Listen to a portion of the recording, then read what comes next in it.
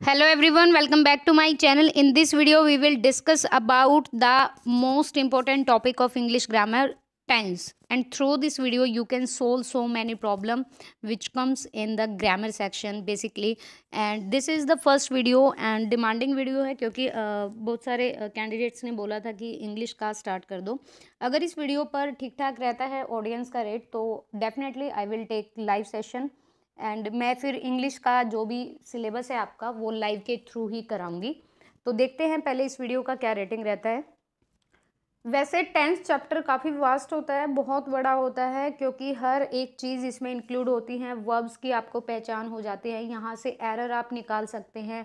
Active passive voice इन्हीं के through अगर आपको टेंस पे अच्छी कमांड है, अगर आप डायरेक्ट इनडायरेक्ट स्पीच कर रहे हो, अगर टेंस पे आपको अच्छी खासी कमांड है तो इसके थ्रू कर सकते हो. तो हर चीज़ इसमें ना इंक्लूड होती है. ठीक है, ये फर्स्ट वीडियो है तो हम बिल्कुल बेसिक से करेंगे और मैं आपको सिर्फ पॉइंट टू पॉइंट कराऊंगी जो हमारे एग्ज़ाम लेवल के लिए basically competitive level of exam के लिए रहेगा. और आप देखिए टेंस जो है ये किसी भी काम के टाइम को और उसकी कंडीशन को रिप्रेजेंट करता है.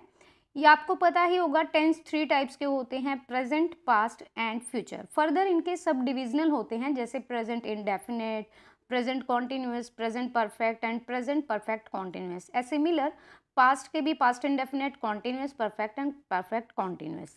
और सेम एज रहता है फ्यूचर. ठीक है, यहाँ पर ये क्या है, ये कंफ्यूजिंग पेयर होते हैं.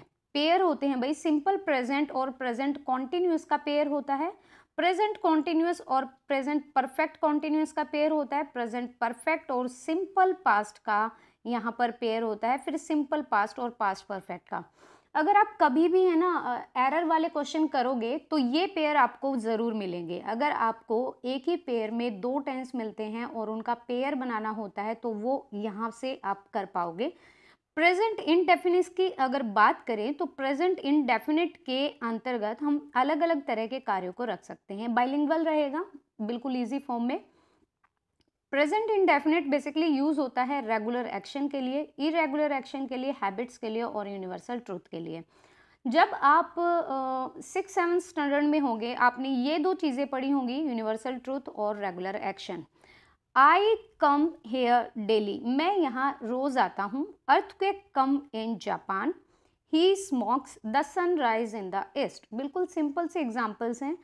किसी भी रेगुलर एक्टिविटी को आपको शो करना है, इरेगुलर एक्शन को शो करना है या किसी की हैबिचुअल एक्शन बताना है या फिर यूनिवर्सल ट्रुथ के बारे में अगर बात करनी है तो हमेशा हमेशा प्रेजेंट इंडेफिनिट का यूज़ होता है. जस्ट रिमेंबर इट, इस बात को ध्यान रखिएगा. न्यूज़पेपर की जो हेडलाइंस होती हैं, स्पोर्ट्स की जो कमेंट्री होती हैं वो हमेशा सिंपल प्रेजेंट टेंस में की जाती हैं.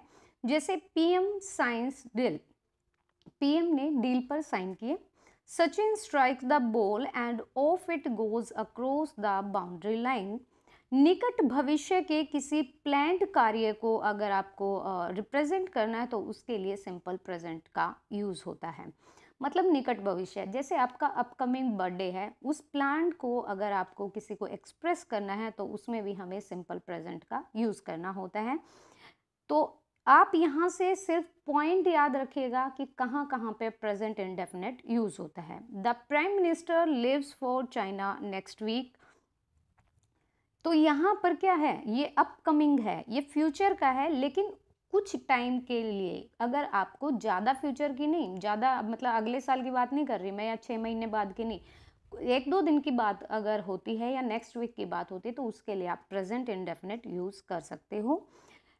एक बात और ध्यान रखिएगा, कुछ फॉर्मूले लिख रखा है, ये फॉर्मेशन होती है टेंस की. आपको फॉर्मेशन ज़रूर आनी चाहिए, otherwise you can't do it. अगर आप फॉर्मेशन नहीं पता है तो आप टेंस को नहीं बना पाओगे, ना ही पहचान पाओगे. बात करें अगर पॉजिटिव फॉर्म में तो सब्जेक्ट प्लस वर्ब की first form plus object use होता है अगर subject I, we, they, you अथवा प्लूरल हो. तो आपको पता होना चाहिए कि I, we, you and they ये प्लूरल होते हैं. ठीक है, इनके साथ ऑलवेज वी वन आती है, ये चीज़ ध्यान रखिएगा.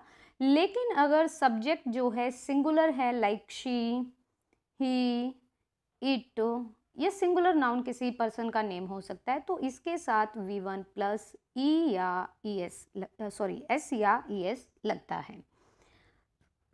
यहाँ पे देखिए अगर नेगेटिव है सेंटेंस तो subject plus do not plus verb की फर्स्ट फॉर्म प्लस ऑब्जेक्ट। ये जो प्रेजेंट इंडेफिनेट होता है तो ये डू वाली फॉर्म लेके चलता है, डू और डज वाली फॉर्म लेके चलता है।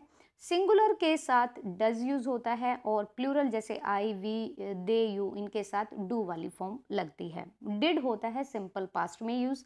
अगर सेंटेंस क्वेश्चनरी फॉर्म में है तो डू या does according to the subject use होगा, प्लस सब्जेक्ट आएगा प्लस वर्ब की फर्स्ट फॉर्म प्लस ऑब्जेक्ट। ये फॉर्मेशन होगी क्वेश्चनरी फॉर्म की।